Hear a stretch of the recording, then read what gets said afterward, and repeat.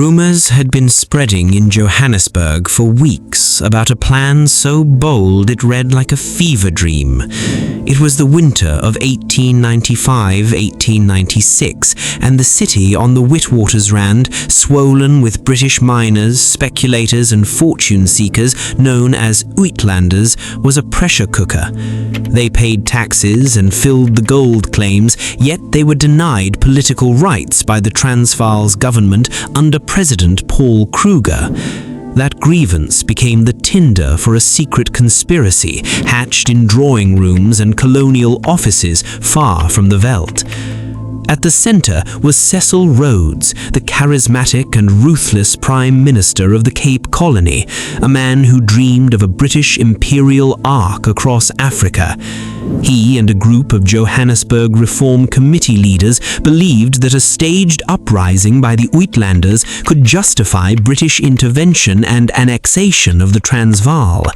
To trigger that uprising, they plotted a cross-border raid. A mounted column led by Dr. Leander Starr Jameson would ride from Bechuanaland into the Transvaal to seize Johannesburg and spark revolt. The plot was conspiratorial in the old sense: secret communications, covert funding, and a deliberate decision to bypass diplomatic channels. Jameson gathered some 500 to 600 men at Mafeking, trained them and armed them, and set off on December 29, 1895. Inside Johannesburg, the Reform Committee had promised to rise when the raiders arrived.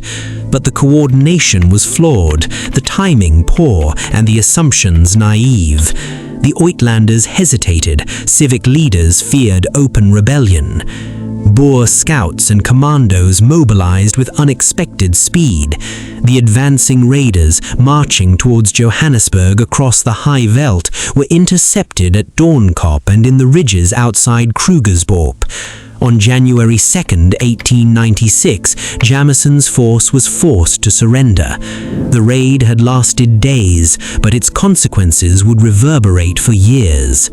What made this more than a bungled military escapade was the revelation of who had been behind it. Letters, testimony, and leaks tied Rhodes to the conspiracy. The Johannesburg Reform Committee's leaders were arrested by Transvaal authorities and charged with treasonable offences. The raiders were imprisoned. Public outrage in Britain and the Boer Republics was fierce. Rhodes, confronted with undeniable links to the conspiracy and eager to save the Cape government from greater scandal, resigned as Prime Minister. The international fallout was immediate and dangerous. Germany's Kaiser Wilhelm II sent the so-called Kruger telegram, congratulating Kruger on resisting British designs, an affront in London that fed imperial anxieties. The episode deepened mistrust between British imperialists and the Afrikaner republics, widening the gulf that 4 years later would explode into the Second Boer War. The Jameson Raid had failed tactically, but it succeeded in one terrible way. It convinced many that the only language left between these polities might be force. Historically, the raid exposed the architecture of empire: private ambition dressed as patriotism, colonial administrators using covert action to reshape borders, businessmen ready to conspire to protect economic interests. It also revealed the limits of such conspiracies. The plan depended on an assumption of united support that did not exist. The Uitlanders were divided, the Boers were mobilized, and international opinion complicated any simple British intervention. In the aftermath, trials, fines, and political disgrace punished many involved. Jameson returned to Britain a tarnished figure. Villagers and soldiers remembered the raiders' brief passage across the veldt, and Rhodes, though never entirely shunned, saw his greatest political aspirations checked.